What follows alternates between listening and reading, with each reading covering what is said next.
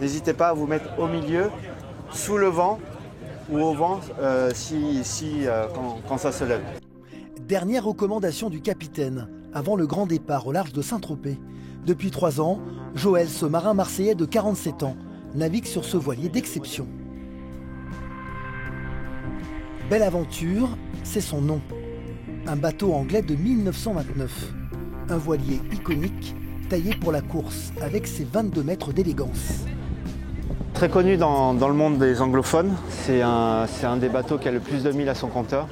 Il a fait X traversées de l'Atlantique et dans les années 2000, on a des récits d'expéditions dans le Pacifique, Tahiti, Australie, Nouvelle-Zélande. Aux côtés de Joël, 3 professionnels, dont Jeanne Gio, jeune diplômée de l'école Marénicéa à Nice. On hisse toutes les voiles. Donc l'Artimon en premier, c'est la plus petite. Et ensuite celle-ci, donc la plus grosse, la plus difficile à hisser.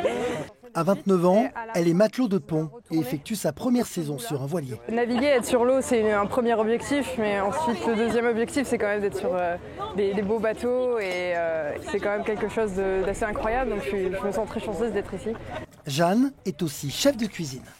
C'est plus compliqué de cuisiner ici ou d'être en haut sur le fond, sur le bateau? Je dirais ce qui est compliqué, c'est d'alterner entre les deux, d'être en train de cuire un steak et puis ensuite de devoir monter sur le pont, hisser une voile, revenir, se laver les mains.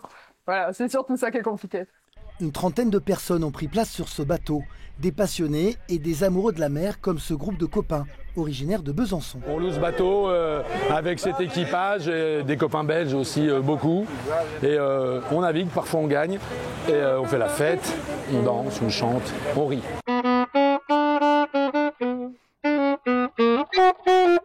Les copains d'abord et le bonheur de naviguer en mer. Au-delà des courses, c'est aussi ça, les voiles de Saint-Tropez.